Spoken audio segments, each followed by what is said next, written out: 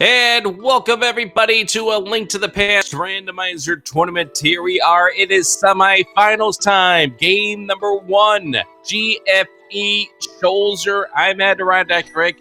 He is Slim Kirby. He'll be talking to you in just a moment. Just as a little bit of a clerical note, these two, they originally scheduled this match for tomorrow, but they stated earlier today. We actually meant today. So that's why we're here, to give you some fun. Slim, are you ready for some fun?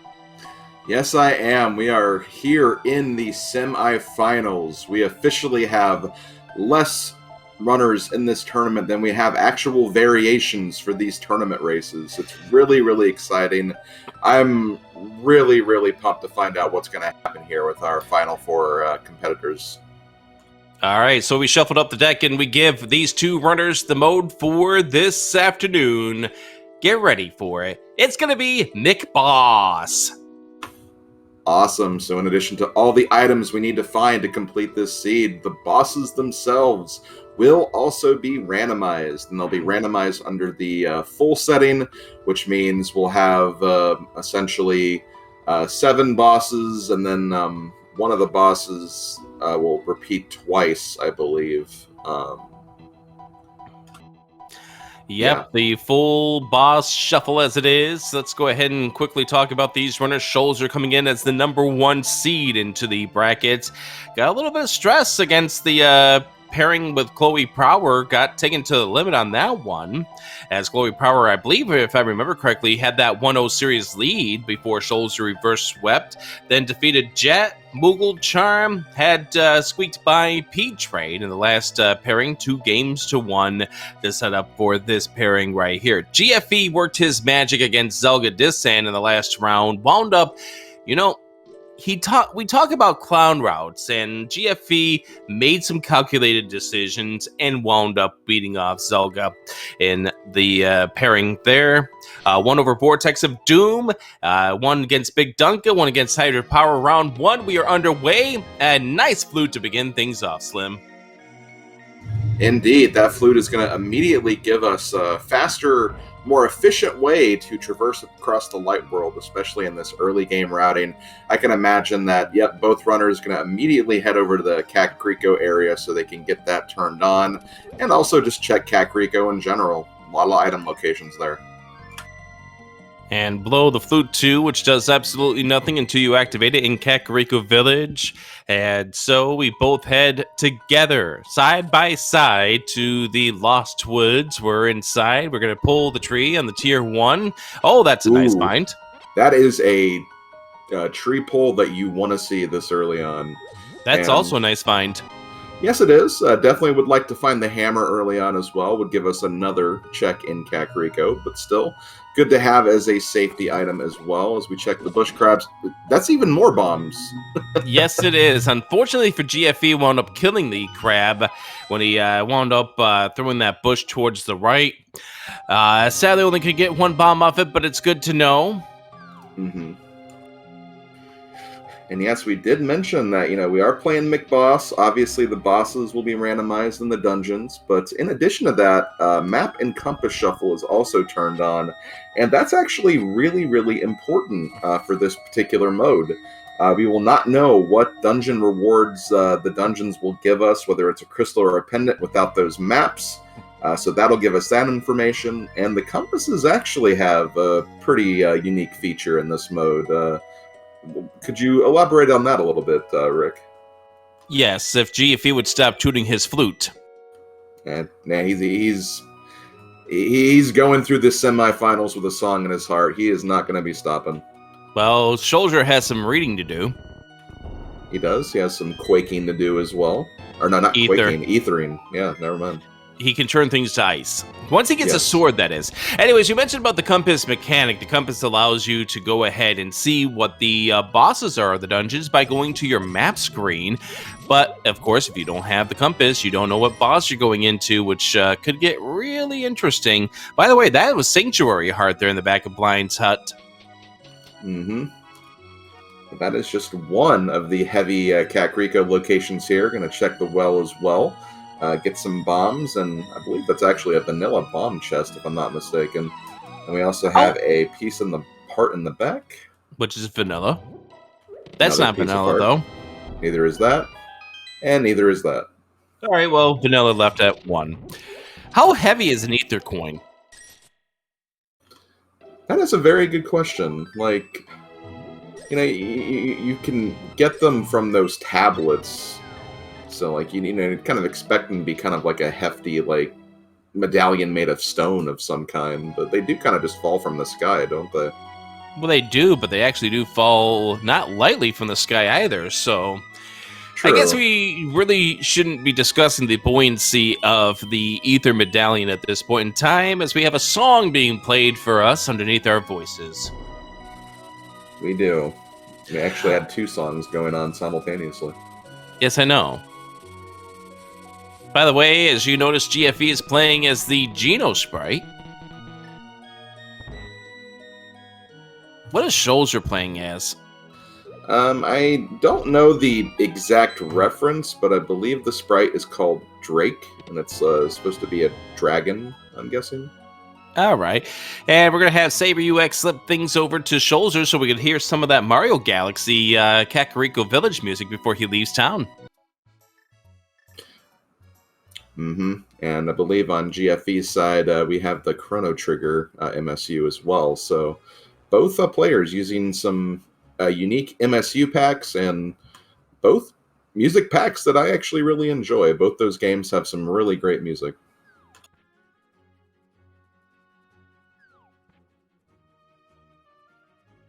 Schulzer now going to see what we have at the race game. We're not going for that. So what do you think the next progression is going to be for us? Well, it's still early. We still have some locations we need to check. Naturally, at this point, we're going to be definitely seeking out that Dark World access. I'm going to say that maybe Glove is going to be the next big thing we'll find.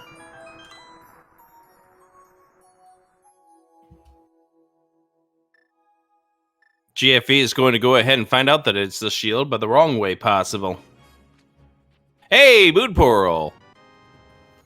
Okay, so not the exact Dark World progression item I was thinking of, but still, we will need that to advance the seed once we get the other 2 items. Schulzer probably hoping for some rupees, instead gets some bombs he has 0 use for at this point. Yeah, we seem to be finding quite a number of bombs, not just from the tree pole and the bush crab, but even just from just normal chests. I think we've seen like at least 3 of those bomb chests now.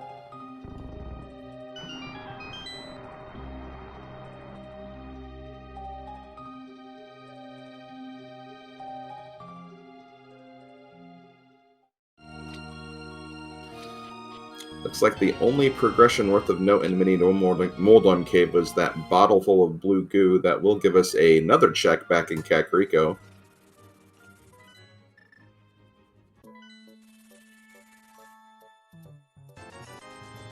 Bombs from the bottle vendor, so not really that important.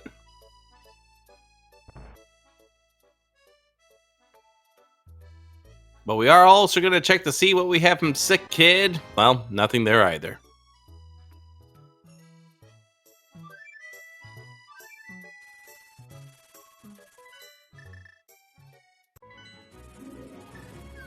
So now we're going to take this time to go to Desert, especially now that we have that book. Going to see there is a piece of heart on the Desert Ledge, and also going to take a step into the dungeon because there's a chest, potentially even another chest or 2 we might be able to get as well, depending what's in that first chest. Oh, yeah.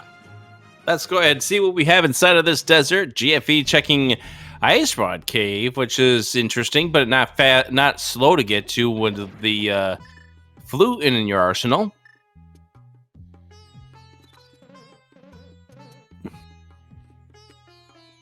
And sadly, you cannot powder the thing that comes up out of the ground.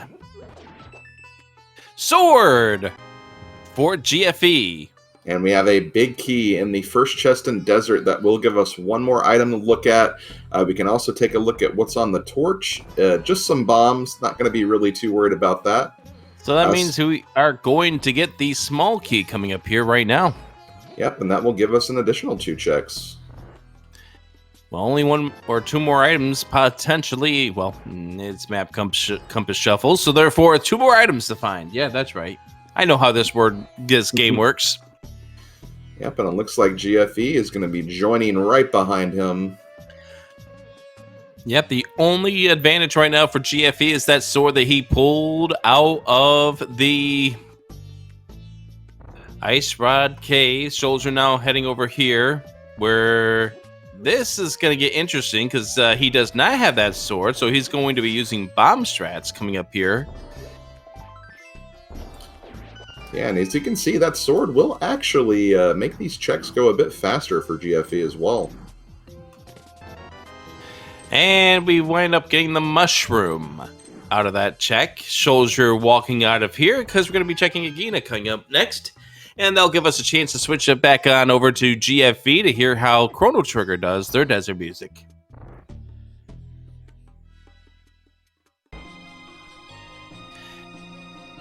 Big shoutouts to Sabre UX, who's going to be listening to me make these commands all throughout this seed.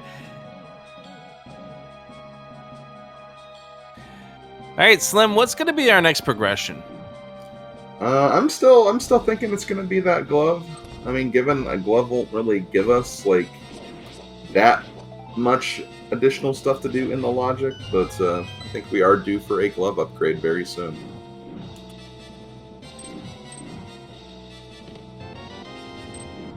And we finally go ahead and check what we have at Link's house, and it's just 20 rupees.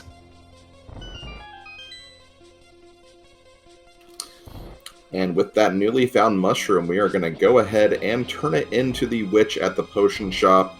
We have the powder. We're not really concerned about saving that mushroom for fake powder, so let's go ahead and turn that in.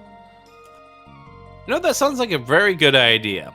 For a hammer! Yes, that's a very good idea. I don't know how you make a hammer with a mushroom, but here we are.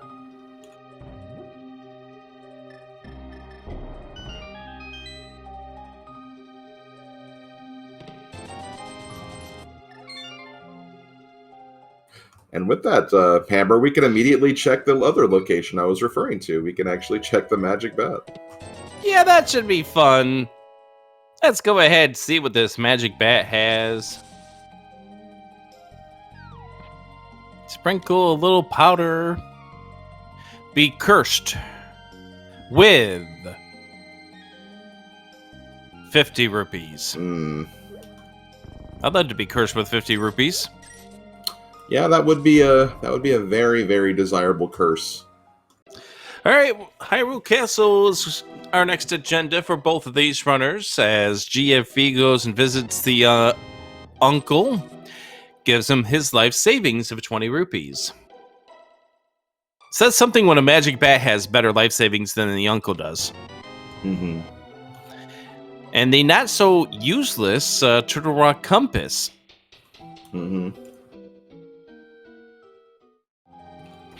So yeah, as I mentioned earlier, or as you mentioned earlier, actually, yeah, those compasses will be very, very useful in determining what the boss for a dungeon could end up being. So many times in the past when I've done boss Randomizer before, you know, you'd go through the dungeon, you get all the way to the end just to find out, oh no, it's a boss I can't beat yet because I don't have hookshot or ice rod or anything.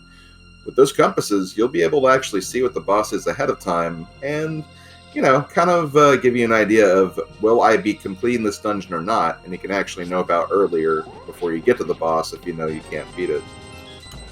Absolutely 300 rupees found inside of the first check, the map chest of Hyrule Castle.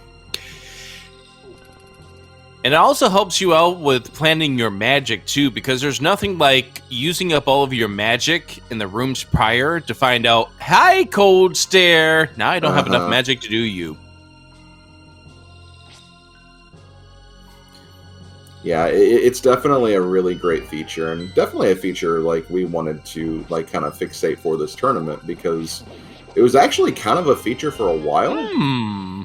But went kind of relatively unknown, as we do find one of our magic rods, the fire rod, inside Hyrule Castle. Yes, now we can set fire to things, and this also puts Dark Cross in logic. Indeed it does. I mean, there are some dark rooms that we have to get through, but there are torches in there that we can use that fire rod to light the way, so it is fully within logic to check those, or check that one item, actually.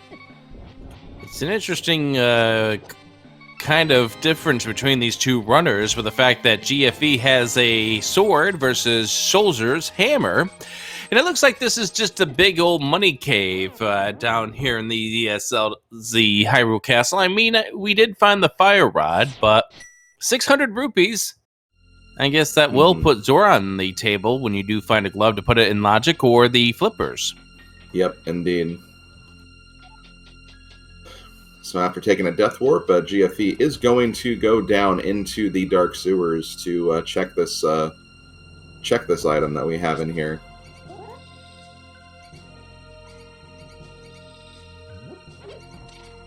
Getting reminded that we do not have the Hyrule Castle small key. It was not accessible to us in that first chest, so therefore that fire rod is locked behind said key. That is actually an interesting point. I actually did not consider that. Yeah, that is actually true. But we are going to see what we have over here. GFE wandering over to the right side can light the torch now and find a compass to Misery Mire. The key is locked behind the glove, and it's going to be in the back 3 of escape.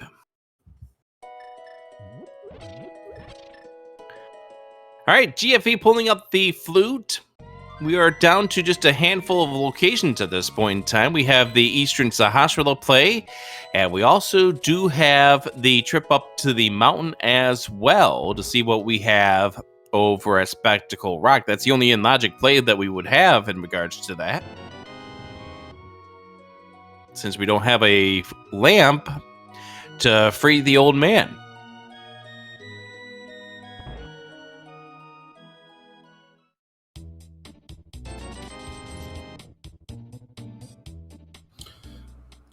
So yeah, GFE decided to go to Kakariko to check Sick Kid, also picked up some bombs, and he is actually going to be heading to do some fake flipper checks as well. Still missing out on that hammer. It is kind of like, I wouldn't even call it an isolated location. We have flute. We can go there pretty much whenever we need to. There's just a lot of other locations that can give us a bunch of more items at this point. Yeah, and I'm not even worried if he last locations the hammer at this stage, as long as it's not to a pair of gloves and then the Titan's Mitts that wind up being our Dark World access. Otherwise, because when it comes to Dark World access, you are going to get funneled into that at some point. Definitely. All right. We get ourselves some bombs and, more money. Jeez, all the riches are going on in this seed. All the riches and all the bombs. Found quite a number of those bomb chests, too.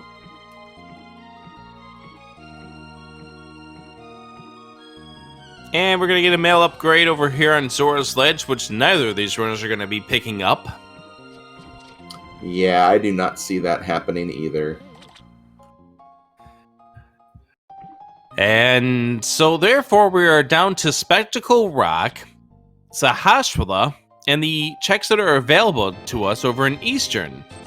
As we find a map over here based 500 rupees, Rand McNally tells us that Skull Woods is either a pendant or a crystal when we take a look at that map.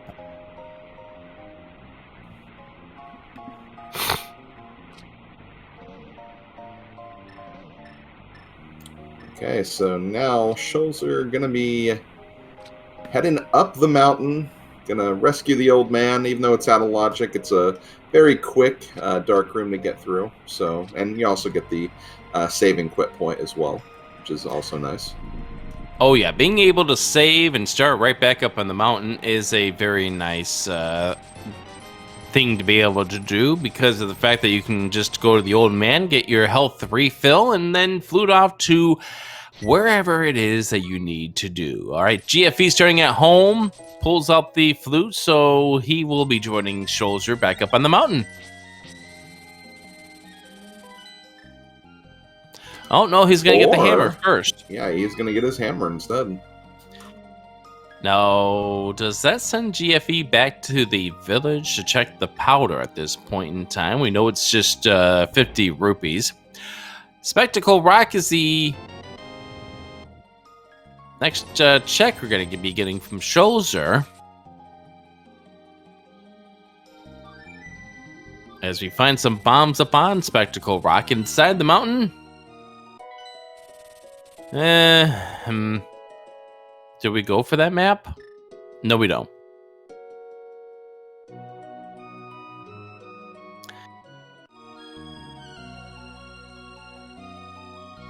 So yeah, this is kind of what you were talking about earlier. As you can see, we're kind of being funneled into the eastern area now. Going to check Sahasrara first and then head into eastern. Looking for a glove upgrade.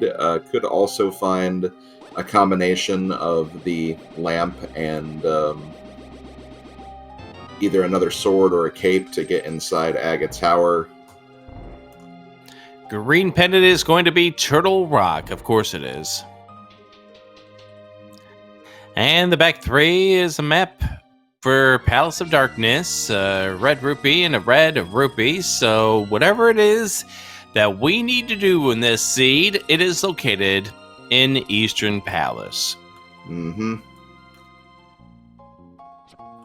You can see in Map Compass Shuffle, because the maps and compasses are now fully into the item pool, you know, we're not just looking at like just 3 items, 3 potential items in Eastern. That will actually change to 5 because, you know, take the map, take the compass. That gives us 2 more items to look at. 4 of them are items that we can obtain right now. Potentially 3 of them in logic. But we are going to get that 4th item no matter what. Mm-hmm. When you make it to the semifinals of this tournament, you know how to do your dark rooms. 20 rupees is not what we need for this seed. You know what I think it's going to be, Slim? What do you think it's going to be, Rick?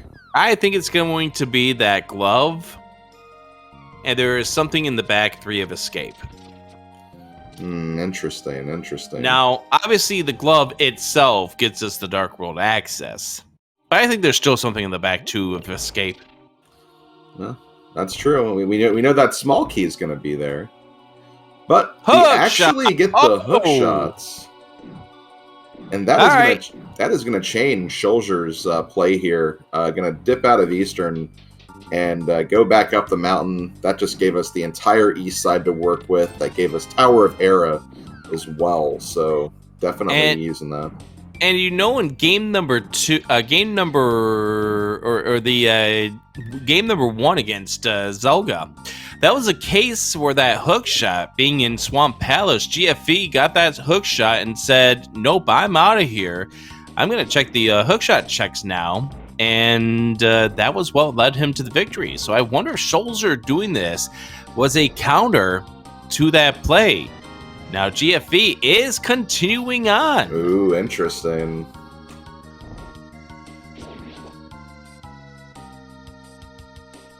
Bombo's found for Schulzer.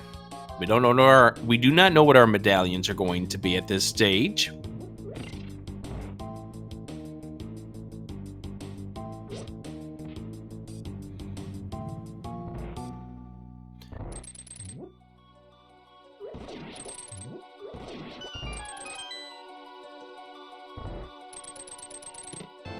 There's the big key to Eastern.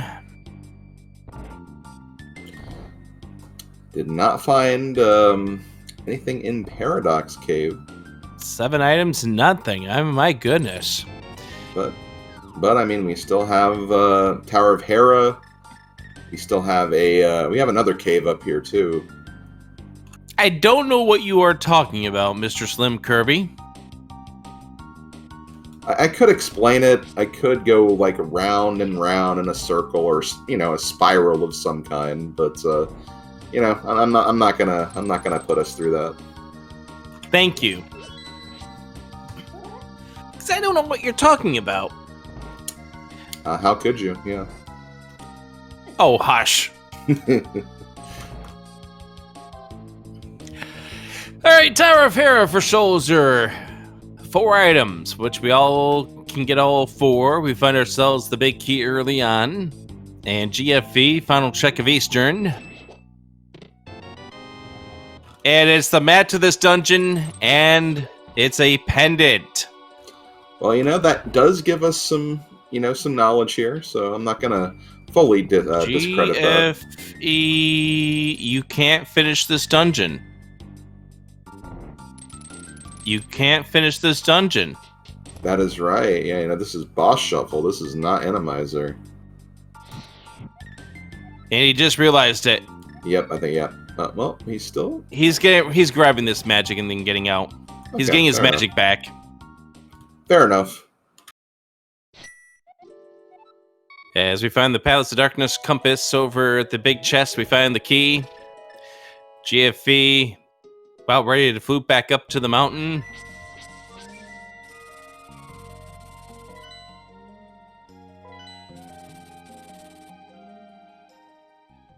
And here we go, first boss of the game. That's, well, it looks kind of familiar. Are you sure? I don't remember a 5-eyed boss in Tower of Hera. All right, we need to have a talk with Drossi. Because he, at the pre-race setup here, was talking about 5-eyed Moldorms. He did mention that. Burn the SG Witch! Alright, crystal number 1 going to the arms of Schulzer, and GFE gets dead-rocked. Does make it through the wave of dead rocks and just rocks as he heads up the mountain to check some more items. By the way, Schulzer did not check the ether tablet when he before going into the Tower of Hera. And it's interesting because you saw what he got grabbed in the Tower of Hera? Yes, I actually did mean to mention that. We do have the Master Sword. So now he could actually grab that item off the ether tablet. Mm-hmm, he can.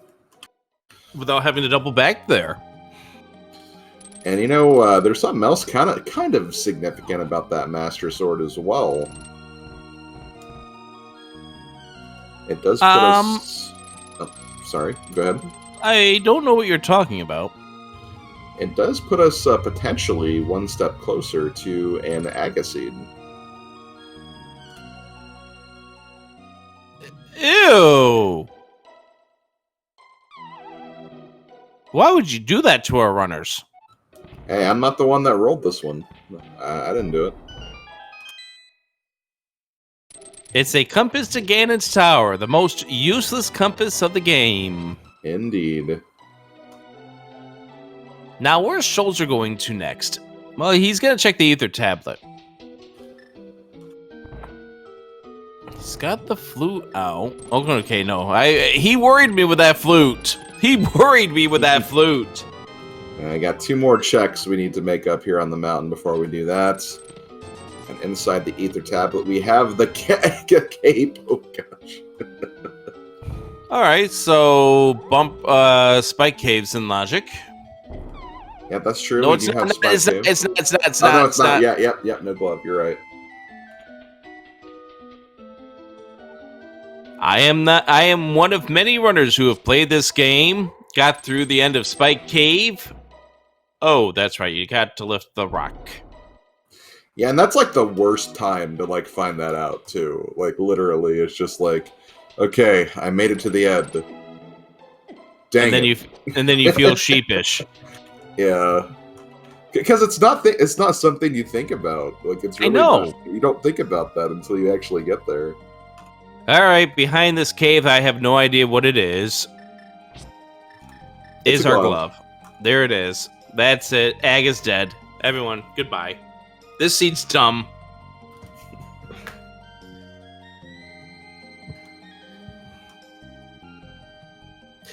All right, we're going to go ahead and check. Looks like the back 3 have escaped first of all, because there are 2 items back there. We know a small key is going to be one of those 3 chests.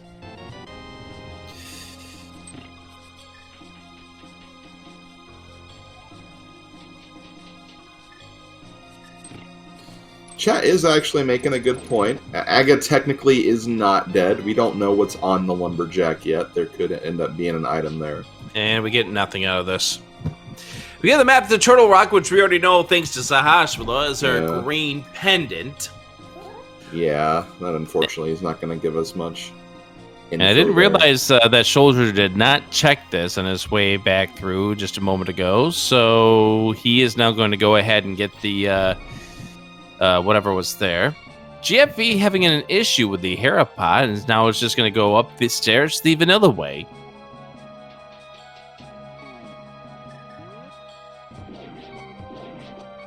You know the other one that usually gets me in regards to, oh wait, I need another item to beat this level? What would that one be?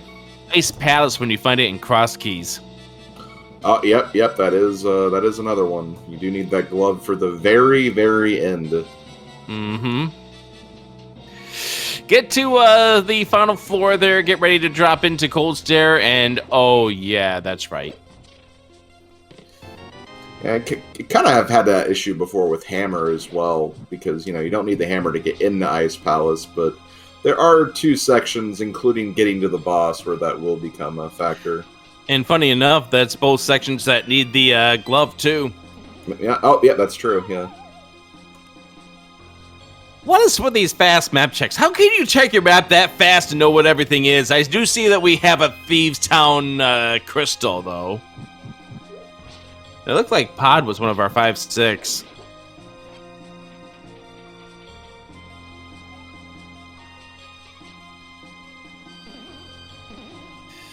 And we get a map to Desert Palace, and, well, there's another 300 rupees for our runners. Yep, and Desert Palace is a dungeon that we can complete now that we have the glove and also a fire source. Maybe. Boss. Never mind. All comes down to the boss as GFE does the Synced Dorm.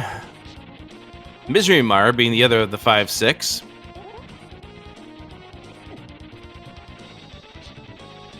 And this Sink Dorm really feels like a sink.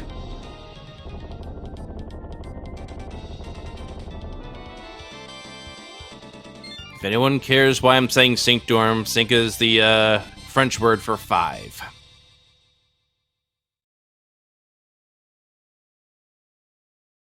All right, Crystal going to GFE, and we get the compass to Thieves Town, which is a dungeon we're going to be able to beat. Maybe, yeah. But at the very least, I mean, even if we don't have the compass, I mean, the boss is very, very early into the dungeon, so we'll have that info pretty quick if we just want to stop in there really quick. Mm-hmm. All right. Anywhere between 1 and 30 digs for Schulzer will yield us to the item as he pulls up some rupees out of the ground. And GFE is waiting for some tiles to hit his face while he is currently standing on top of the blocks to make himself invincible. Schulzer still not yielding the item. The dig count getting higher and higher. My goodness, is this a 30? Lot of digs. Yeah, there we go. There's the piece of heart. GFE now needs to drain his health a little bit to set up a death warp. Down to 3 hearts. Probably take a bop or 2 from the Moldworms here. There's 1. Looks like we actually had 29 digs. Not quite 30, but still very much up there. It felt like 30. Yeah. Schulzer going to be checking the Spike Cave coming up here right now, which now is in Logic. Mm-hmm. And, we've seen a lot of items and progression in Spike Cave in this tournament. Yeah. And it turned out to be a play, I think, that also gave GFE the clincher over Zalga back in the quarterfinals. Mm-hmm. All right, what are we going to get inside of this Spike Cave this time around as Schulzer takes damage from the spikes, now hits on over towards the cape for a little safety. Let's see those Titans, Mitts. It's a map instead to Swamp Palace. Yippee. Also noting that GFE has skipped the ether tablet, which is the cape. Maybe he knows that. I mean, he hasn't saved and quit or anything. Maybe he's kind of going back up and around. Oh, no, he's moving to the floor. He never checked it. He never checked it. He went right to Hera just like Schulzer did. Right. So he has no idea about that cape. So I now worry if there's something up out there on that bumper ledge. Like, if that's Titan's Mitts, that's going to funnel GFE there sooner than later, but that's going to be an annoying trip back up the mountain. Right. Now, the unfortunate thing for Schulzer that because he doesn't have the boots, he can't get this large magic off the tree.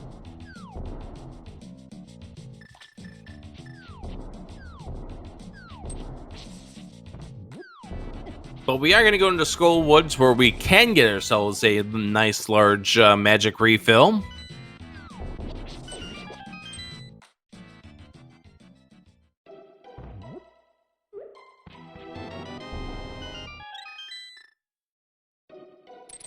And we can beat this dungeon once we,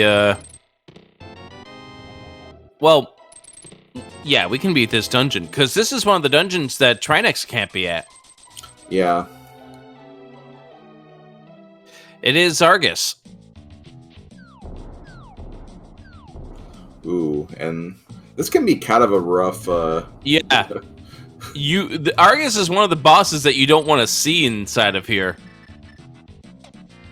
I mean, there's not really, like, a whole... I feel like any boss is worse in this arena than on any other arena, just due to the nature of the shifting floor and the spikes and everything, but... Oh, yeah. Argus is one of the tough ones because of just how many components there are to it. Yeah.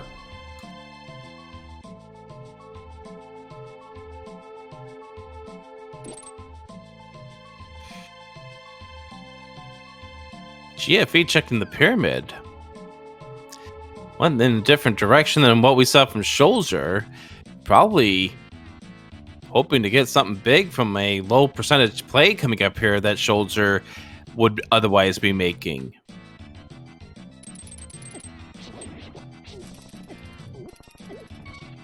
Guard bothering GFE pretty badly right there as Schulzer is going to go ahead and take some damage before finding out what we have inside of this chest underneath the bridge. That's our big key.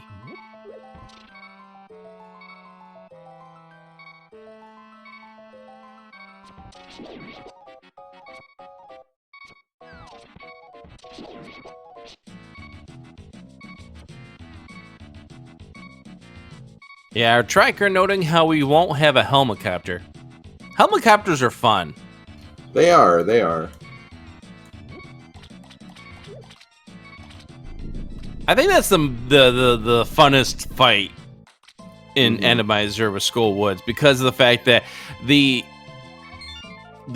issue with the floor there prevents Helmasar from really doing anything to you. He's just having too much fun. I mean, it's like a dog that wags its tail whenever it gets excited, so Helmasaur just has to swing its tail back and forth like that. Well, please take Bow Wow for a walk. Wrong game. See, as you can see, don't have a lot of room to maneuver, have to be kind of careful. Thankfully, the spikes don't move, because that would be absolutely horrible if that was the case, but it's still not a fun fight here. Looks like GFE is going to be doing exactly what Schulzer did just a moment ago as well. But yeah, the key to this fight, really just patience. The same thing that you'd have if you'd be fighting Mothulin normally. Don't try to, like, go too fast. Just try to make sure you can make every hook shot and every sword swing count. Or sword spin.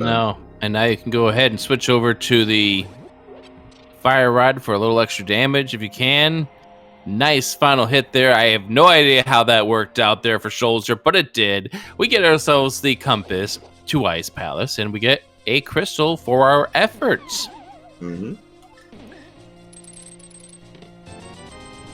So we are actually down to needing the information of 3 dungeons to find out what is our complete crystal and pendant set. We don't know the desert, we don't know swamp, and we don't know Ice Palace at this point. Didn't we actually get a map to Swamp, or was that the compass? We got a map to swamp, and I think we also know of a map to desert, just we haven't looked at it yet. So, we could have that information very, very soon. Oh, yeah.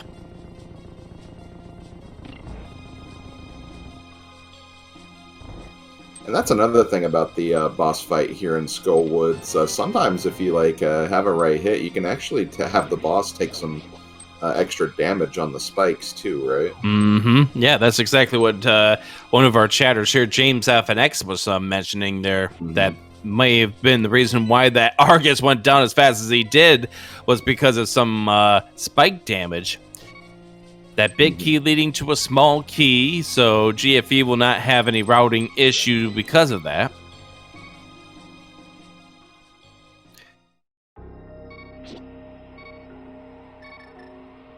Man, there's all three of our small keys.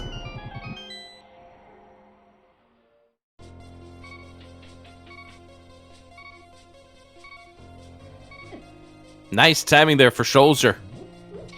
Very nice timing. Mm-hmm. All right. We're about ready to get one of our biggest checks of this game. I think this is probably the biggest check of this mid-game, Slim.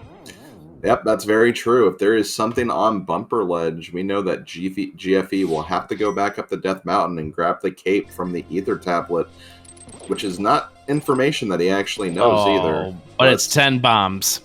It's 10 bombs, so that will not come into play.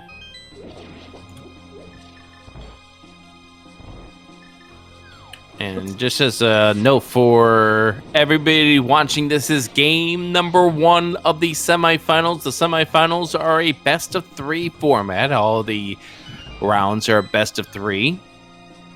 The other semifinal was determined yesterday between... Hey, there's our Titansmiths. Between Obscure Lifeform and Andy, and they'll go ahead and start playing things off later next week. Towards the end of that week or the early of the following week, since there's a lot of things going on.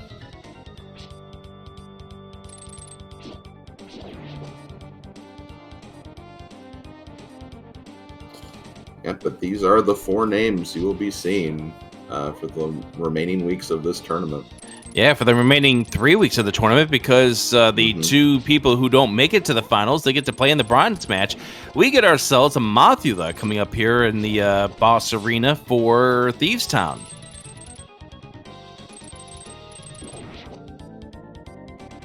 Mothula, definitely one of those bosses that's, you don't mind seeing in a scenario like this. You can beat it fairly easily.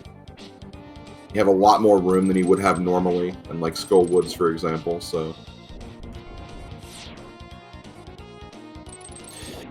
Mothula is a boss that, the biggest component to Mothula is the moving floor and the moving spikes. Mothula can do a lot of damage to you, but the spikes and the moving floor is what really makes that fight what it is. Yeah. Hey, there's our lamp. Yep.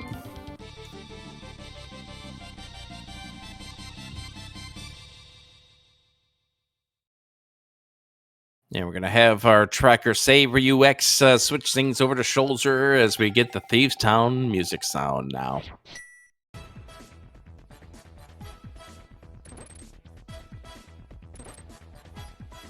Interesting choice. It looks like Schulzer is just going to go ahead and take on Mothula while he's up here. Yeah, the big question is, do you go back in and check the back afterwards? A lot of runners will choose not to. Yeah, but you have to keep in mind that is 3 items you will be leaving behind. This is Map Compass Shuffle after all. Or actually 2 items since the small key.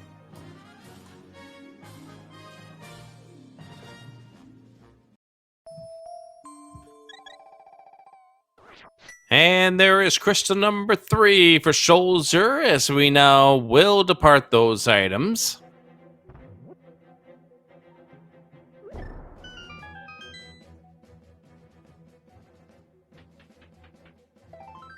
Probably because we got the Titans Mitt. The Titans Mitt really Yeah. opens up a lot to this seed. Yep, it really does. It definitely is a key component for accessing the latter 3 dungeons of the Dark World.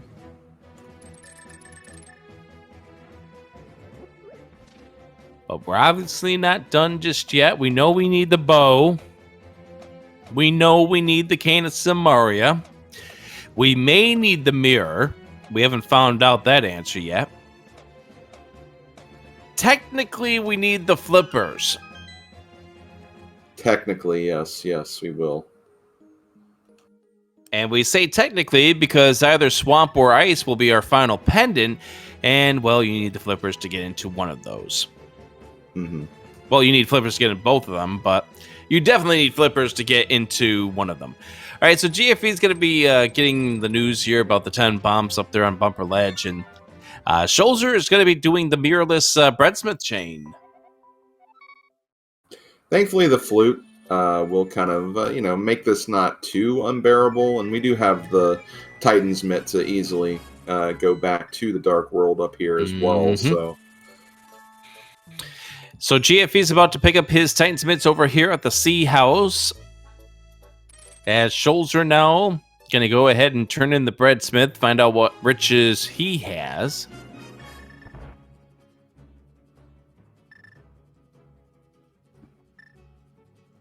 But yeah, this has been a long journey for us. In fact, this weekend marks that we've been doing this tournament for 3 months.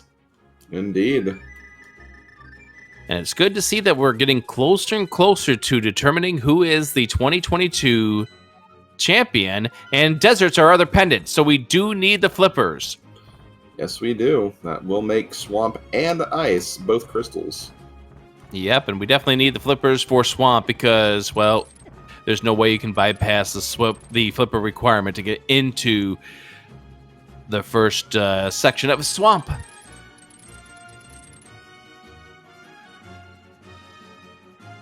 At least there isn't with this no major glitches rule set anyway. Yeah, some restricted major glitches and such will allow you to find ways into Swamp Palace otherwise. As far as what GFE has done in comparison to Schulzer, I believe that he did check out more of Eastern Palace. Schulzer noped out right after getting the hook shot. GFE went all the way to the big key chest, got the map of Eastern, and actually found out that Eastern is one of the pendants. So that is information that GFE has that Schulzer does not. Right, and that's right, because Schulzer doesn't know his full loadout right now. He does not know that Eastern is a pendant. And it's just other various routing things. Like, for instance, GFE has also checked Pyramid and Catfish. That's true, yeah. And also GFE has chose to skip Thieves Town as well. We do see Quake, which is the medallion we don't have, is the medallion required to get into Pendant Turtle Rock, which adds another item to the list of items that you don't want to see. And barriers for entry into there's our flippers. That is an item we do want to see. And technically, the compass to Eastern Palace is something we want to see as well. And GFE getting the news about the... Well, I don't think there was anything new that was shown to GFE there. Maybe he found out that Swamp was a crystal. That map check.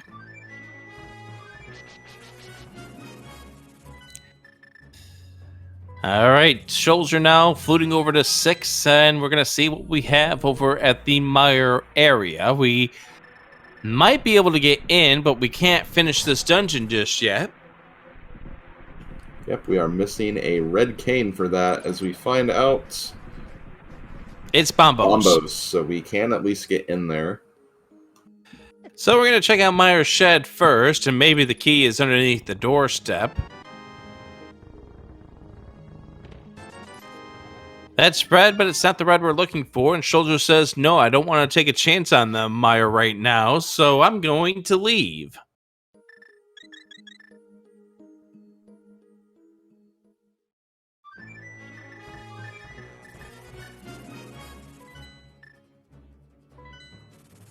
As we flute to 8, we are going into Ice Palace, Slim. Yep, it looks that way. All right, tell us the details about this delicious Ice Palace that Schulzer is about to go into. What do you think the boss is going to be? Ooh, well, at this point, you definitely don't want it to be Trinex, but It's not. okay, that's good. Yeah, it's not too bad. Really. I don't think it is. I don't think that was Trinex either. That may have been blind. Yes, I believe that was. Yeah, it was blind. Confirmed by chat. Thank you very much to the 500 of you watching here on Speed Gaming 2 on this Saturday afternoon. But yeah, the Ice Palace boss arena is a pretty standard square arena. You don't have to worry about any ice physics like you would in the Ganon's Tower Ice Armos arena. So, kind of hoping for anything but a boss that you can't beat yet, really. Yep. And so I think what it really comes down to here is you want to do the places that you know you can do. Mm-hmm.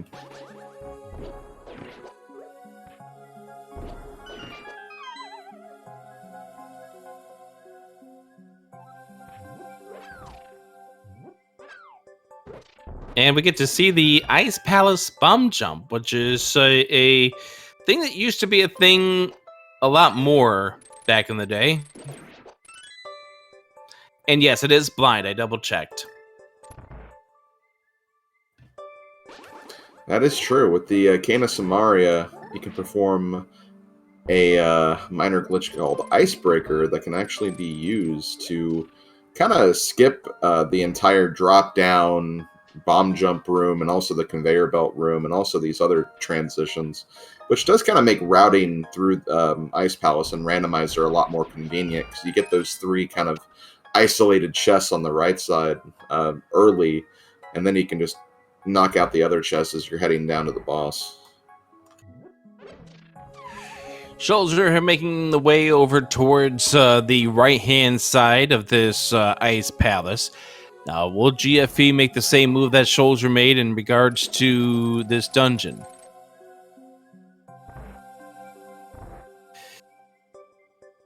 I don't know. GFE has definitely been a bit more thorough, I'd say, than Schulzer, at least in this particular race. But, after, Eastern Palace maybe not paying off... He is going through. Okay. Never mind, then. Looks like he is. As Schulzer finds 10 arrows here in the H room of Ice Palace.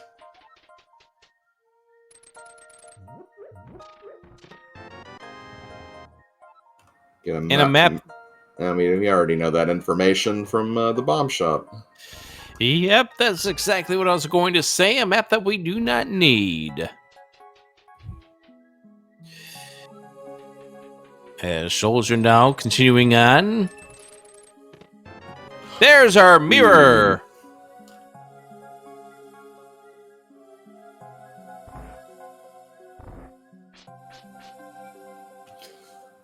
That mirror is going to help us into Swamp Palace. It's also going to give us a backdoor to get into Desert as well.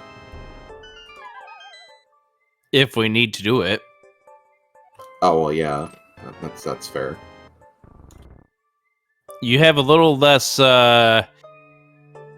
feeling of wanting to go in there when you find out that it's a pendant.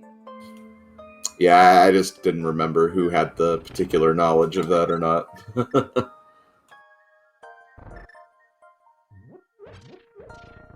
Oh, that's true. That is something that Schulzer knows that GFE doesn't at this point. Right. And that's what I was getting confused on.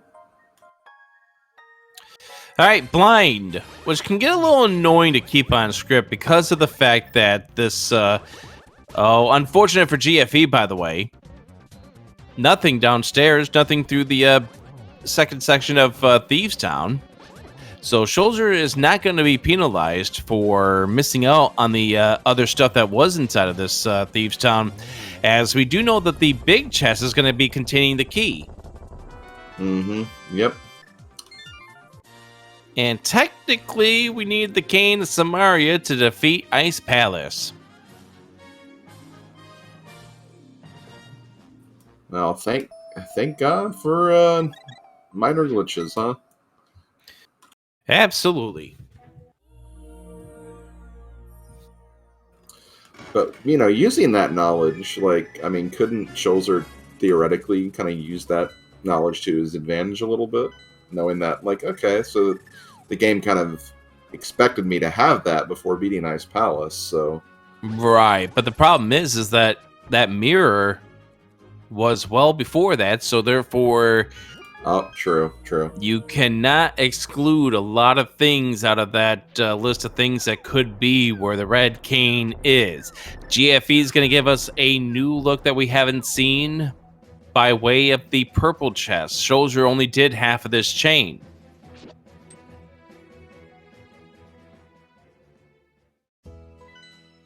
And Schulzer going in, checking to see what the boss is first. I like that idea. Finds out that it was the Humusar King, and now is getting ready to drain the water. Yep, so that is another boss that we can beat at this point. I mean, really, the only boss we can't beat is Trinex. So we still need to find that ice rod for that boss. And we may never find the Yes Rod either. That's true. All right, GFE making the way over towards the Mire area. Takes a look at the map, sees, of course, the information about Eastern. I think he also had the map to Desert, so now he knows all of his pendants and crystals.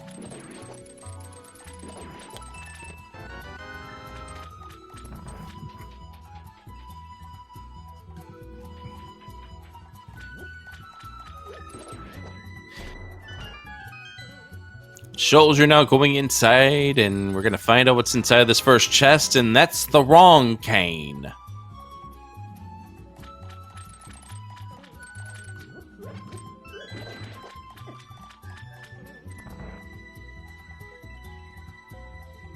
And GFE is also saying no to going into Misery Mire at this point in time.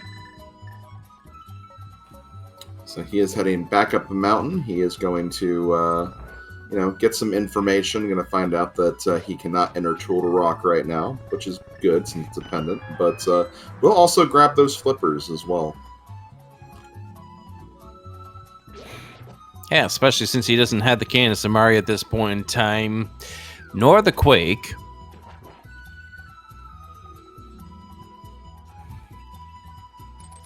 Schulzer's just been doing the right things so far this seed, and that's why it looks like Schulzer is doing a pretty good job of maintaining a lead here as we make our way through this second quarter of this race and into the third quarter.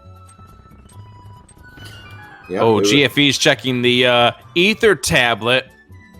Now, luckily that cape was not required for Bumper Ledge, but you know you'd be feeling absolutely horrible when you pull this cape off there if there was something there big on the ledge. Uh-huh.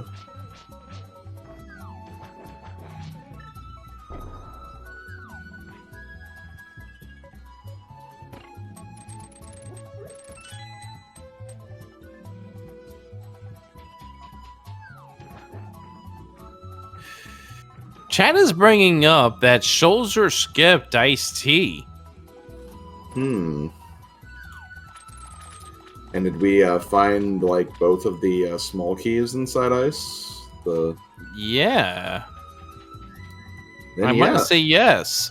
Then, yeah, that could be... Actually, we're going to double check on that one here. Because if they are both small keys, then no harm, no foul.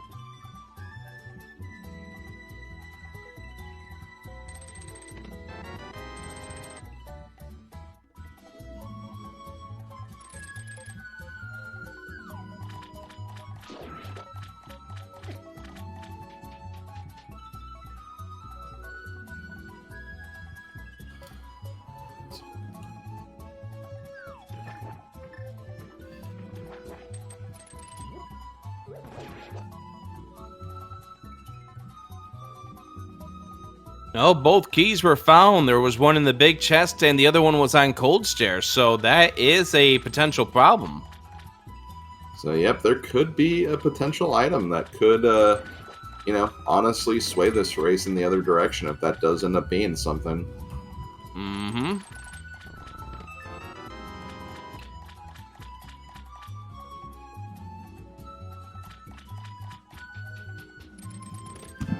But there is Arcana Samaria right there for Schulzer.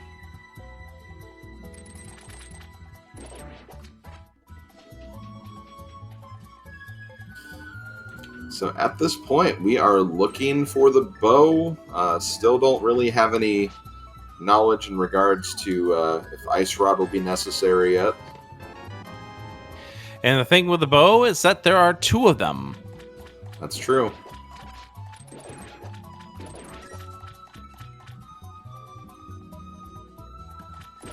And of course, there's also that potential we need the boots. Yep, that's true. That small 1 in 22nd, 1 out of 22 possibility, but we'll talk about it. Game number 1 of the semifinals. Be sure to give both of these runners a follow. GFE _12. Schulzer with a whole bunch of 9s in their name. And be sure to thank them for giving their all here on their Saturday night or Saturday afternoon, depending on where they are located. I know Schulzer's over on the other side of the Atlantic. But yeah, be sure to give these runners a follow and be sure to thank them for all they've done, to congratulate them on making it to the semifinals. And a big shout out once again to Saber UX on doing the tracking for us as well. Yep, as Schulzer takes down Helmasaur at the 1 hour mark. That'll give him his 5th crystal, actually. Mm-hmm. Tempered sword. And, yep, his 3rd sword. GFE going into Ice Palace now to pick up nice boomerang strap from GFE. Oh, yeah, that was really, really nice.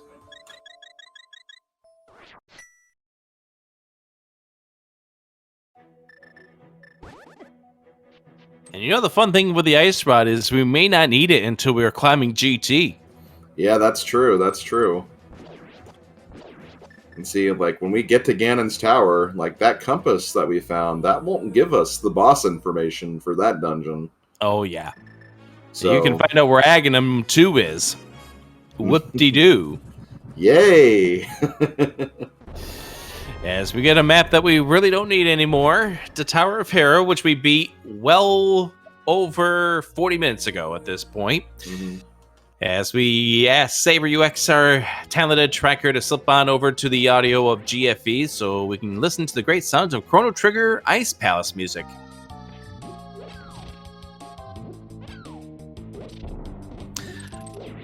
I love how the tracker works on command at this point. Trackers are such beautiful human beings and also just programs that allow us to see the wonderful items that we have and to perform these awesome tasks. Absolutely. And we get another shield that we don't need. But yeah, much to your point in regards to, our runners putting on the show they have for us today, and honestly for the entire tournament, we've been on a very long road. Earlier, as you mentioned, we are in the 3rd month of this tournament after all. Remember, we had to go through qualifiers, we had to go through a group stage, and both these runners had to take on the cream of the crop from the top of those previous 2 rounds to get to this point. GFE had to go through Hydropower, Big Dunka, Vortex of Doom, and Zelga Disan. None of those names are people you can take lightly at all. They've been long-time runners and great people in this community. We get our second Argus at Misery Mire. Schulzer had to deal with Chloe Prower, Jet 082, who is a previous tournament champion, Mogul Charm, and P-Train. How about those names? I mean, like you said, Jet, a previous tournament champion. I know that P-Train has been in a number of the semifinals and even quarterfinals before. So, those are two names that immediately stick out for me anyway. Mojo Fro asking, didn't one of the previous tournaments bleed into the following year? Which is why every time we do that seed, the unveiling seed, we always joke around with hopefully this tournament will end this year. Exactly.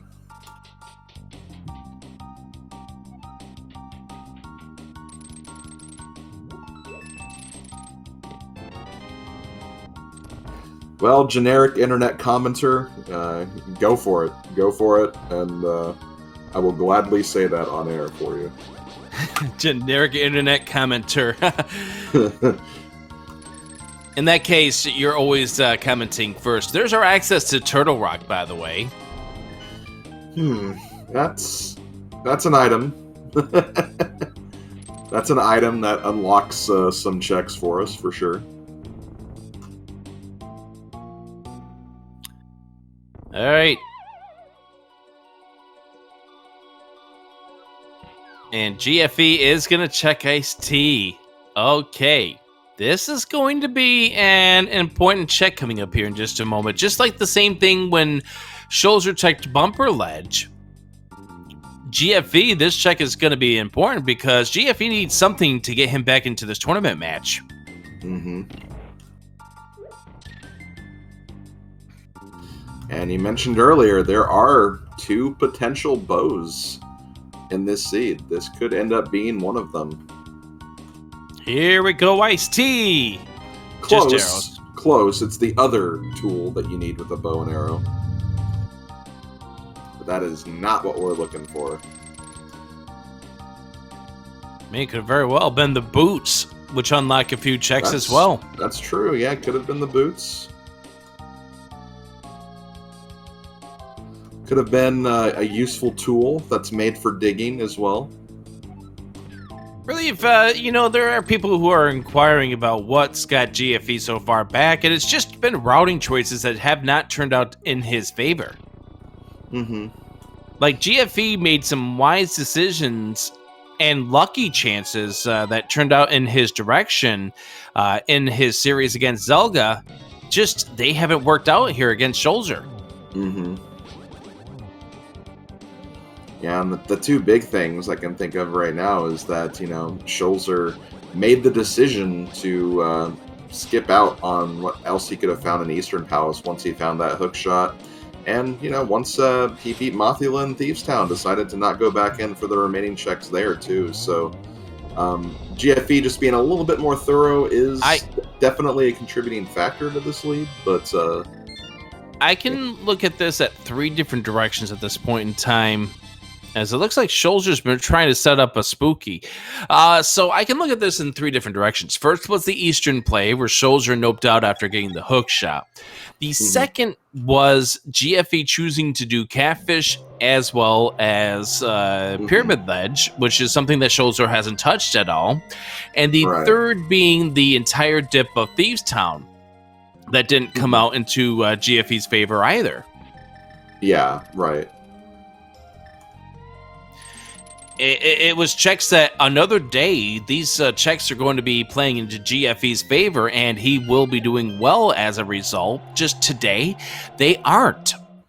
Yeah, pretty much, as we do see Argus here in Misery Mire. The green-colored Argus. I do kind of like that color scheme for the puffs, though. That is kind of neat. I like Argus being at the Ice Palace boss spot a lot better. Because you get that light blue and the pink colors. Yeah.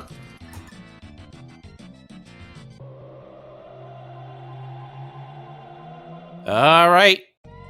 We got ourselves a useless map. Even more useless. So if you're Schulzer at this point, well, like, what are you thinking? Like, obviously, we have 1 crystal left. There is that possibility that, the bow could be in pod, but do you... take a look at that Quake medallion you found in Mire. You know what my thoughts are if I'm Schulzer? What? In his language, where the is the bow? That's exactly what Schulzer's thinking right now. We'll have to ask him if that would be his exact phrasing. As he gets a red rupee right there. Anyways, I think at this point in time, you go into pod, you find out just how bow blocked this dungeon is, and you do everything in your power to get all the items except for at Helmisar King. Or whatever boss is at Helmisar King. You also do this because this also tells you one other piece of information. Do you need the ice rod? That is true. That is very true. Because we have not yet to see a Trinex. We've seen one duplicate with Argus. There could be a possibility of Trinex being here. This is true, yeah. So this gives you two pieces of information. Whether or not this dungeon is truly bow blocked, and if you need the ice rod. I do think we found the compass a while back, if I remember correctly.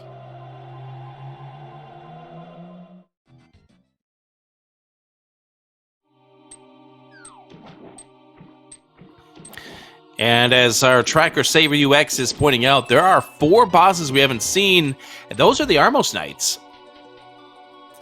Okay. So scratch the Armos Knights off the table for bosses we haven't seen yet. Now, of course, as we alluded to earlier, there is still that possibility that Ganon's Tower, Trinex could come into play there. And if Trinex comes into play, it's either Ice Armos or Lamo, because he cannot be the Moldorm 2 boss arena. That is correct. But as far as getting all of these crystals, we're not really worried about the ice rod for that, but not out of the equation just yet. I like how Schulzer started to make his way to the back there, and then it was like, nope. We check all of this first in case we get the big key.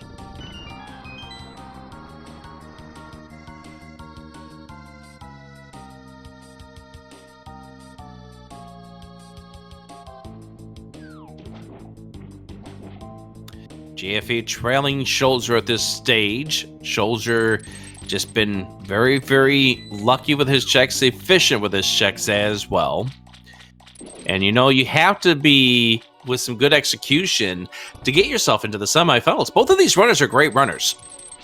Oh, definitely. The fact that we had 300 plus get into the first stage of qualifiers, and now it's just down to these 4, it just shows you how tough these opponents are. Yep. I mean, GFE is a name that I've seen pretty much in every tournament for the last couple of years. Andy, well-known champion of this tournament previously. Schulzer came into, I believe, the group stage as the 2nd seed, came into the brackets as the number 1 seed, and Obscure, I believe, was the 3rd place finisher in one of the previous tournaments as well, right? This is back-to-back semifinals for Obscure Lifeform. So, yeah, like big stacked finals match here. Or semifinals matches here.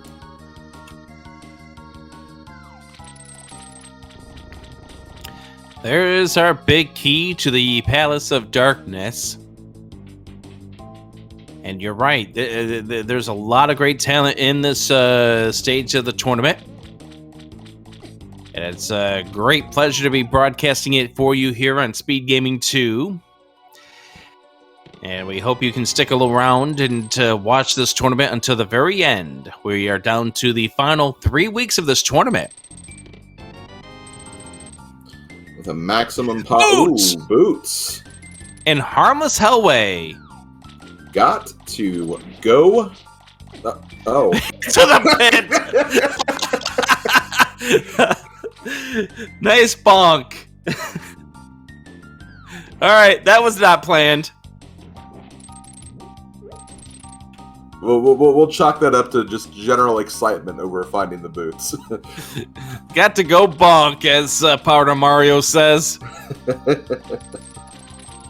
Well, it's pretty much what you said. Yeah. All right. I don't think we're going to find the bow here. I am not looking that way, is it? Nope, not with those 2 red rupees. So Schulzer's probably at this stage going to mirror. Might check the rest of Eastern Palace, which is going to give GFE a little time back, but I don't think this is time enough that it's going to give Schulzer anything to worry about at this point. Because GFE still needs to get into Misery Mire. Nice setup here for Schulzer, fluting to 2 so he can check the 2 boost spots. And he is not doing Eastern. He was actually... I didn't see what the... I think he was checking to see what the boss was. He did. There's the... Oh! Okay, well, going back to Pod.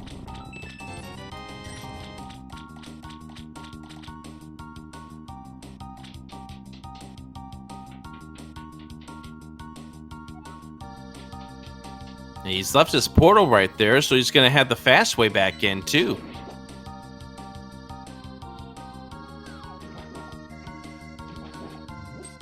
So the next big question is, are we going to be dealing with an ice situation? Trinix can be the only thing that steps in Schulzer's way at this stage. But he can get to GT no matter what. Yeah, and as it's pointed out in chat, this was not just a forced logical dip of Palace of Darkness. It was also a forced double dip logically of Ice Palace as well. Because that mirror was needed from Ice Palace to get the Cane of Samaria.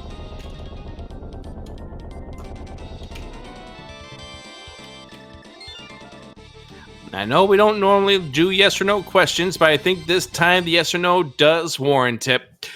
The prediction now thrown into chat live here on SpeedGaming 2. Are we going to need the Ice Rod to beat this seed?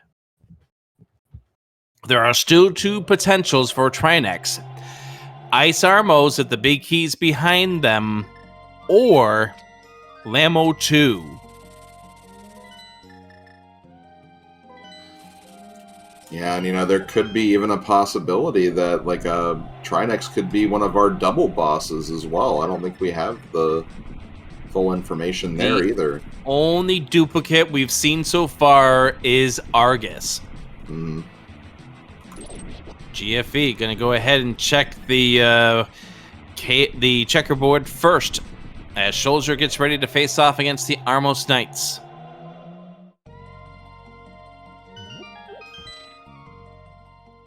And normally we'd do a big key prediction as far as the point prediction is concerned, but I think the Ice Rod is the bigger one at this stage. Yeah, I think so too.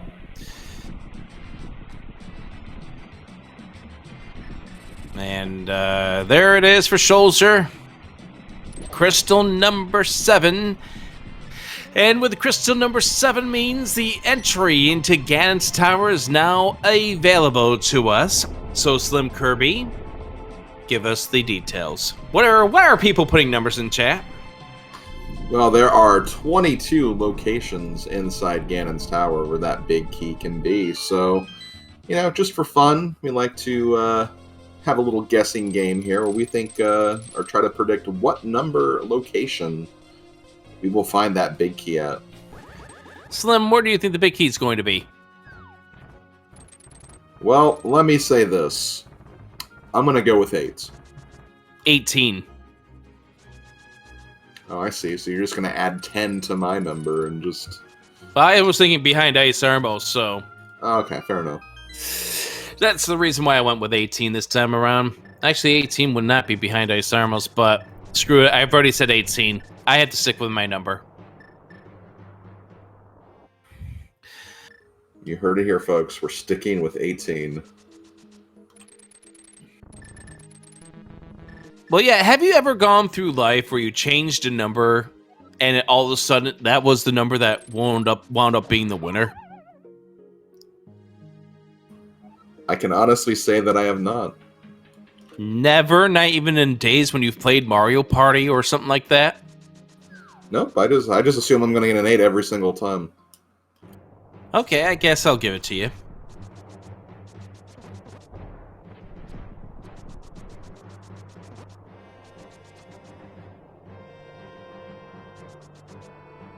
And we had the compass to GT as we mentioned before, but it does 0 to us here. Game number 1 of the semifinals. That would actually be like an interesting like quality of life feature if they could find a way to manage that in the future. Yeah, for certain. All right, here we go. Also moving the Aga fight as well. That would be also Oh another gosh! interesting. All of a sudden, Aga appears out of nowhere. Aga in the Skullwoods arena. Oh God, no! Oh God, no! Oh.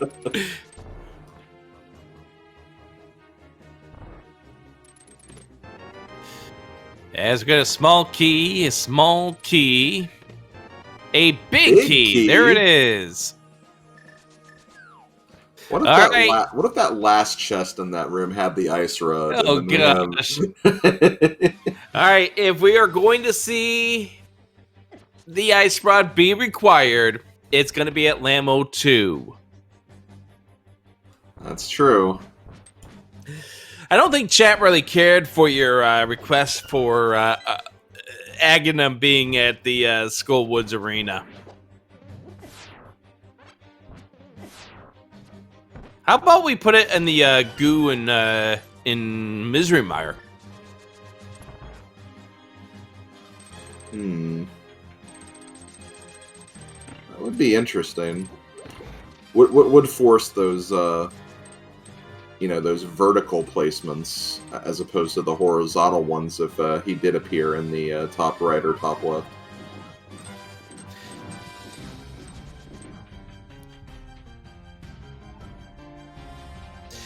And just because chat's talking about it, we do want to remind you that Trinex cannot, because of boss limitations, Trinex cannot be at the at Modorm 2. Mm-hmm. That's the reason why the only place that Trinex can be right now that comes in Schulzer's way is at the end of this gauntlet. And we're going to find out in 2 rooms.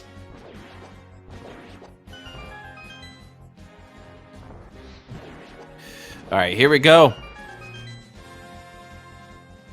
No, we're free. There is going to be no Trinex for us. Instead, we have a second Mothula fight.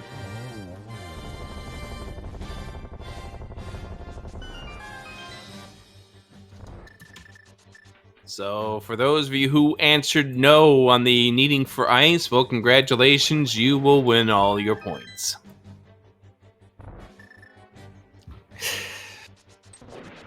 With one last reminder here, Slim, to follow these runners, GFE _12, Schulzer with a whole bunch of 9s in their name. I think there's 4 9s in their name.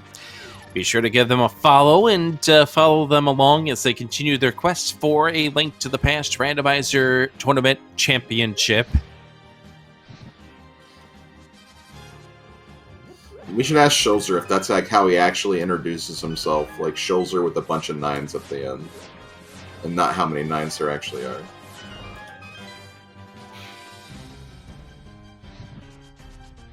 The answer is yes. I believe it. It's unique. All right, final boss. What do you think it's going to be? I'm going to go with Vitreous. I believe Vitreous you can fight up here. Yeah, I'm going to go with Cold Stare. Yep, Cold Stare. We knew before we even saw the room because of that ice filter. Yep.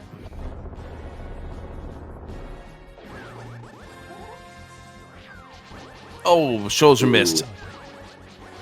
And you want to try to preserve your magic some, so that way you have it for Ganon.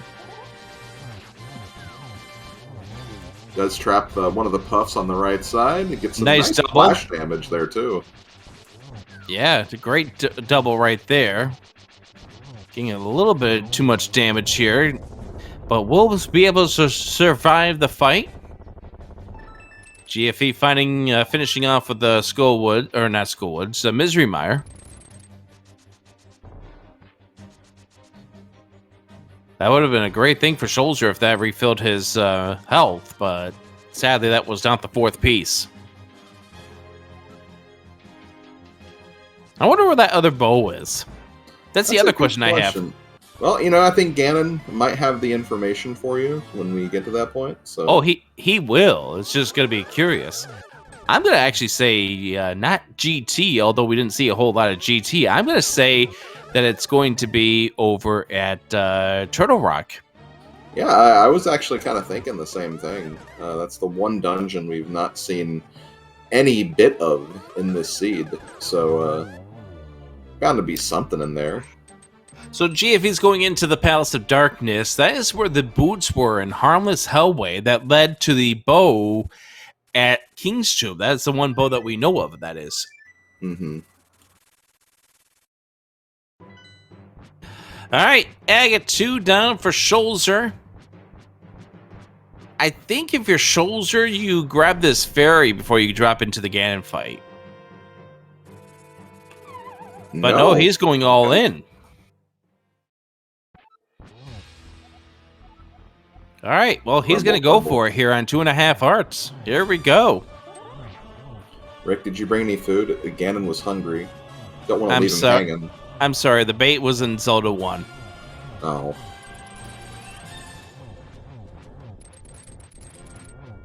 Good to hear the Epic Galaxy Bowser music, though.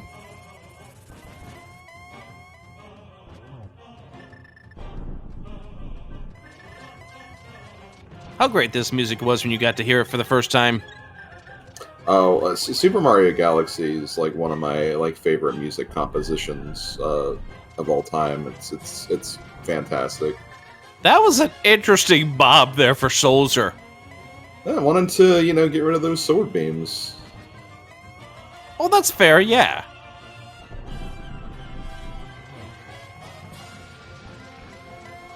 I mean, the other way he could have lost health is by taking a hug, but I feel like that'd be a little too much at that point. Well, considering the fact that we're still on green mail. Yes, exactly. Come on, Ganon, stop warping! Ah! There we go! Silver arrows are located... Oh, what? What? Behind the armor, behind the mimics! Oh behind my the gosh. mimics! Oh my goodness! Oh, if you bottle glitched. If you had a bottle glitch, you would have got that bow.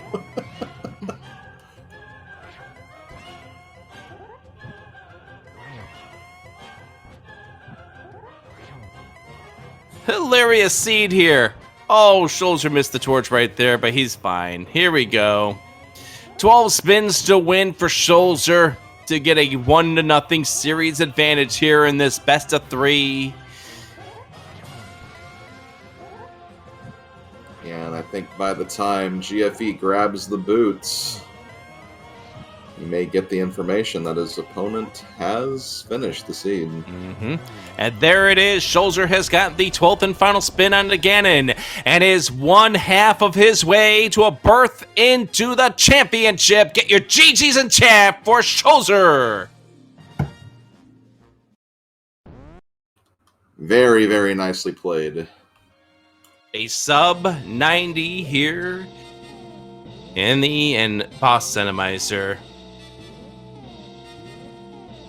There we go. GFE lining up the bomb jump. 1 pixel too high. Now had to readjust. Thought he had it there, but maybe not. There's the jump. We got it. And we welcome in our tournament champion, or not our tournament champion, but our race winner. Halfway to a tournament championship berth is Schulzer. GG's. GG. How'd you like that bow placement? That bow placement. Both bow placements.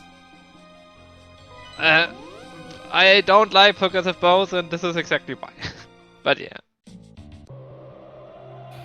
If I have enough bombs to the right side, I'd probably do it. But it was important. I was like, okay, I want to go right side. Then I realized I only have 1 bomb, so I cannot go right side. And I was like, after I went in again, wait, I'm looking for a bow. Why should I ever go right side? I will never be a boulder behind a bow. And and in this case, there was a bow behind the bow, which obviously we just found out when you dropped down again. And GFE just picked up the boots right now as we speak.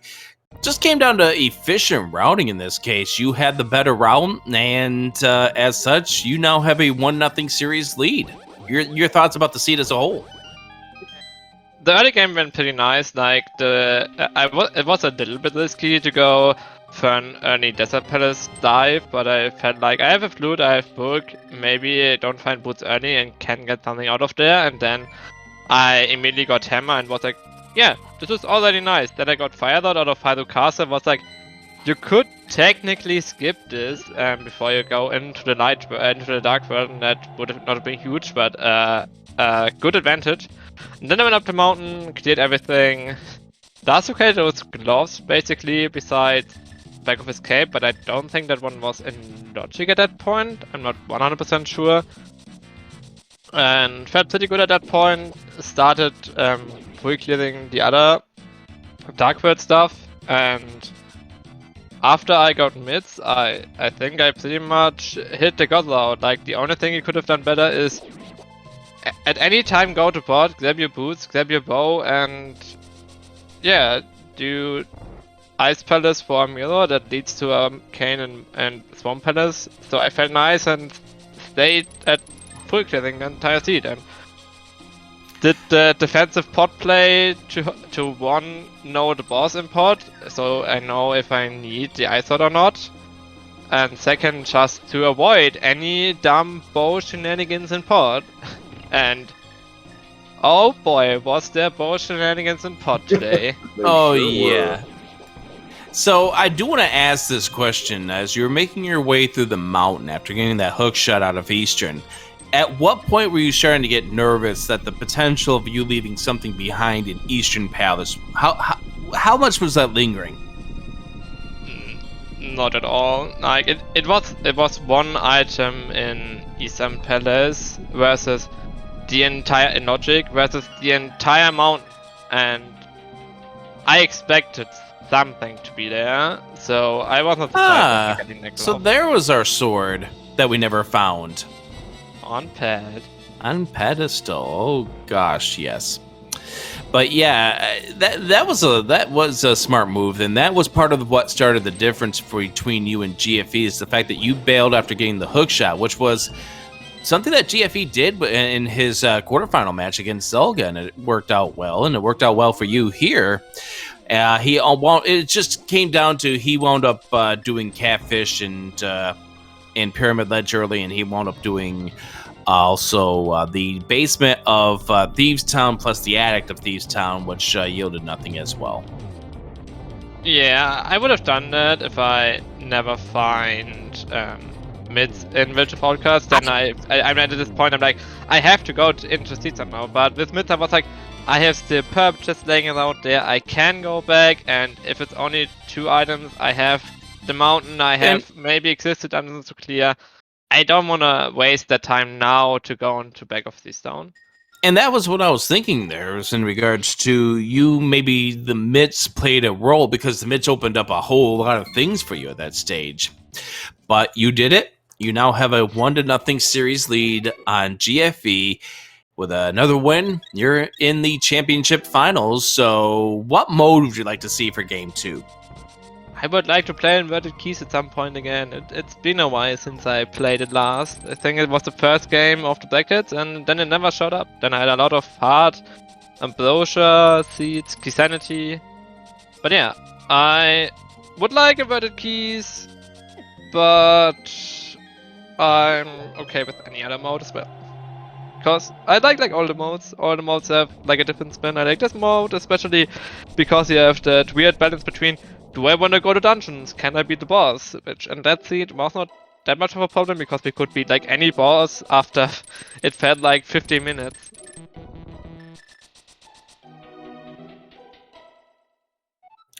Pretty solid win though, and are you glad you never had to deal with Trinex?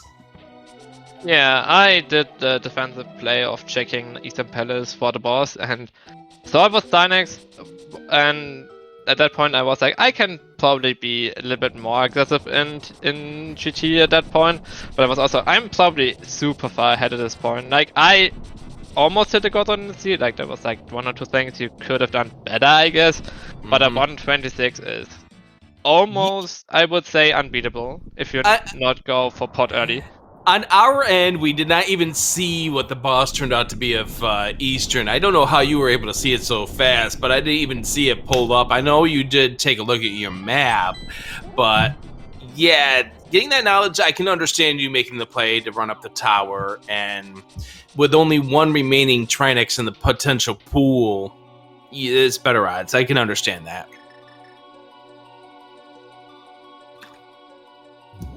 But yeah. But you got anything you want to add there, Slim? No, not really. As Rick said, just very efficient routing. Definitely seemed like you paid attention to item loadout and stuff, like especially with hookshot. Definitely more to go up the mountain when you found that, as opposed to sticking around. And after a while, it just seemed like every place you were going, it just kind of gave you a bit of a roadmap of where to go next, like the Mitts leading you up to the dark side of Death Mountain for the flippers, to Ice Palace for the mirror, to Swamp for Samaria. It just seemed like, you were following, each item in a very, very meaningful and smart way, and definitely led to your victory here. So congrats, definitely.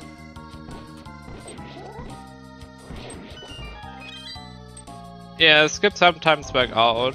Today it worked out totally in my favor. Maybe in the next seed it won't, but I felt like those skips I did felt all like pretty reasonable, especially given that I almost always got a progression item that led me to another place before I did the skip. Like getting Mitt before Thieves Town, getting Mirror Light before getting Iced Tea, and not getting a small key for Iced Tea, which makes Iced Tea like one of the worst checks in the entire game, in my opinion. Like, dropping down, going back up, going back down again, just for one check feels so miserable, and I hate to do it. And you're happy to find out that the only thing that was at Iced Tea was 10 arrows. Yeah. I mean, there was 2 places there where we could see a potential somebody getting burned for the way they routed things. That was the Iced Tea check. GFE was the Ether tablet for a while there, because he left that behind after finishing off the Tower of Hera. When he was there the first time, went back up the mountain with the Dark World checks and wound up getting it taken care of then.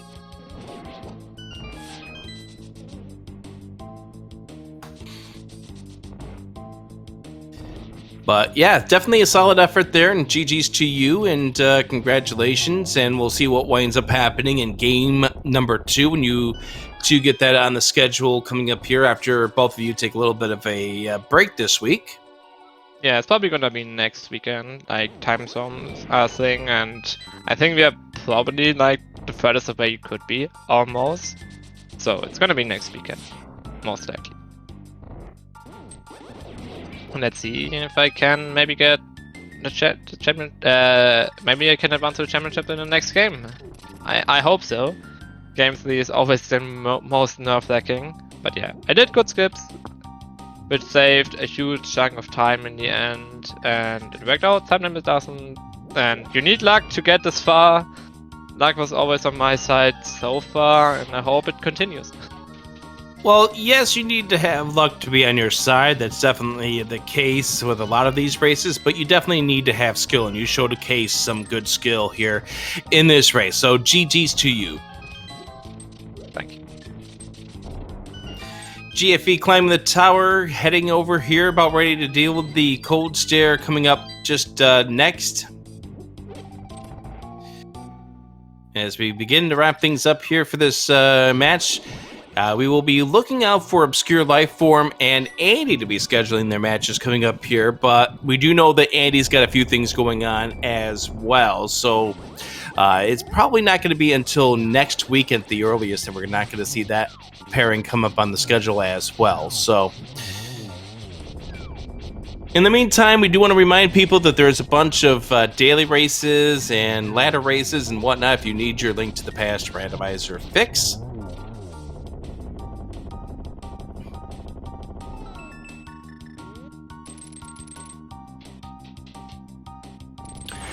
Cold Stare goes down for GFE.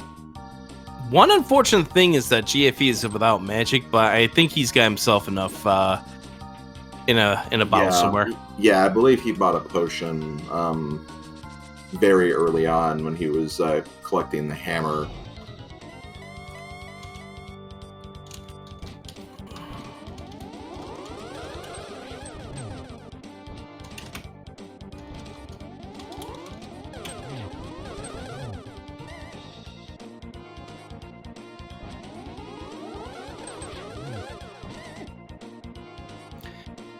And now the Aga 2 fight for GFE. There we go.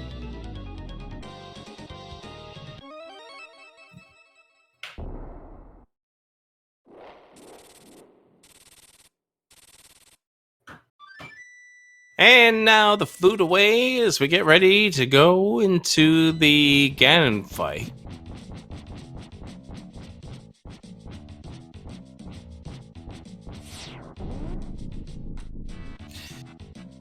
So,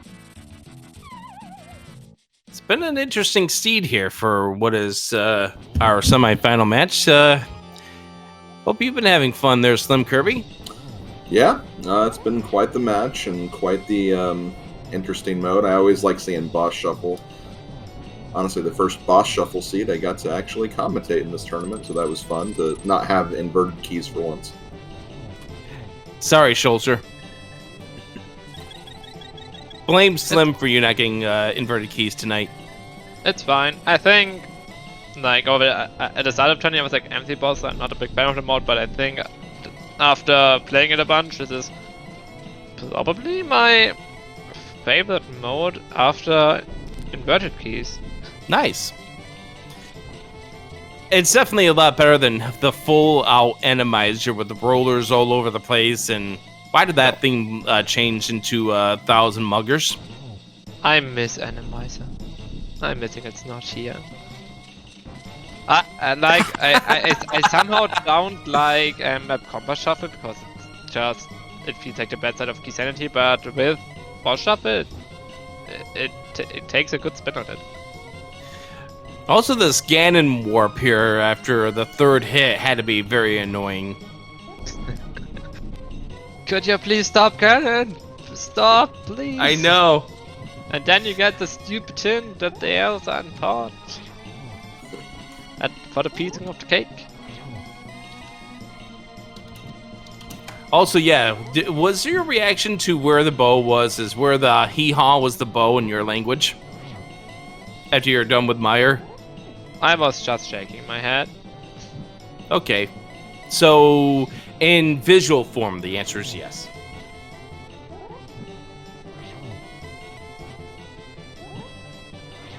All be known once you watch this race back. GFE trying to do the spins here, 12 of them. Almost done. Yeah, more than halfway done at least at this point.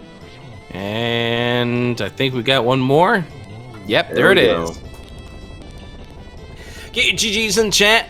GFE has finished off this seed, and we'll see what winds up happening in game number 2.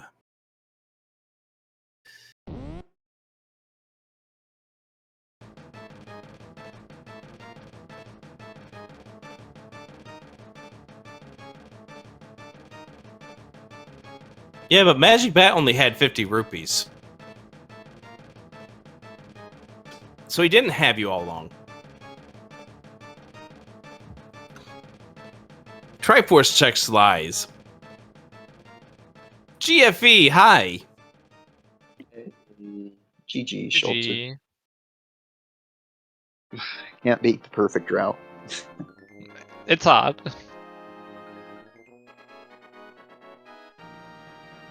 I asked Schulzer this, I'm going to ask you this. How about the bow placement in this seed? Shout outs to the Silvers. Like, really, game? Really? But At least you never get silvers in this scene. If you don't go to pot early. yeah. Like, that's just dumb. Like, there's a small part of me that was thinking about just doing, like, if I don't find the big key in the front, which I don't think we did, I thought maybe I'll go Bullock side, just in case the big key's there, but that still feels dumb, because Yeah. probably is bow. Yeah, the big key was out in the back this time around. I think it was a heart container that was out in the front, and obviously the bow number 2 turned out to be behind the mimics, but That's classic, though. That tends to happen way too often. I have lock bows in pod.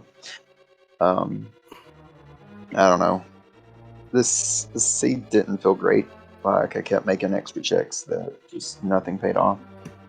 Back at Thieves being the biggest there. Like, normally an Randomizer with boss shuffle, I'll skip it, but an MC shuffle, it's a little harder for me to justify that. and that's something I definitely could understand with the gameplay. It was just that didn't help, and of course going towards the Pyramid Ledge and Catfish didn't help either. And I think Eastern was really the first defining play, because you stayed in while Schulzer bailed after getting the hook shot. Yeah, I feel like it's pretty bold to bail there, just in this, like, I don't know what he had at the time, but in the sense that you didn't even know it was a pendant until you got to the big key chest. So I don't know. Like, I was planning on clearing, and then got the. Well, oh, never mind. I remember. Like, it does make sense. My brain at the time was thinking actual Randomizer. You may have noticed I started to walk to the back. Yes, Yeah. I did notice that. You're right. Yeah, that's now I get the skip more. But like when I was in Eastern, like if I'm playing boss shuffle, I'm thinking Randomizer anyway. So my brain kind of kicked in after I opened the big key door. And then, of course, you want to get your magic back, which we figured after a moment there that's what you were up to. Yeah. So just one of those cases where the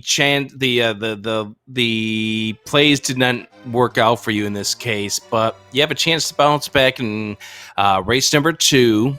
Now, I asked Schulzer this: what mode would you like to see in game 2? I always want inverted keys. It's fun. All right, since both of you want inverted keys, that means we're not going to get inverted keys for game 2. That is accurate. That's Probably the way it gonna always get seems to overrun. work. I mean, you do have 2 admins here on the call here. Maybe we could try to arrange something for that to happen, but no, we can't do that. Oh, nice butter sword. I just saw that. Yeah, I know. Nice sword on the pedestal. No. I think for our next match is most likely inverted keys than normal keys, and then either hard or ambrosia. So it's 4 for inverted keys. I think it's like I'm seeing that now. 3 for normal sanity. It's 1 for hard item pool and 1 for ambrosia. All right, so then in that 4, 3, case, 1, 1. so in that case, you'll get ambrosia. Please no. No, not ambrosia. Give me keys at least. Well, it all comes down to the roll of the cards, and we'll see what winds up happening when you get match number 2 on the schedule. But we know it's not going to be McBoss since you had that tonight.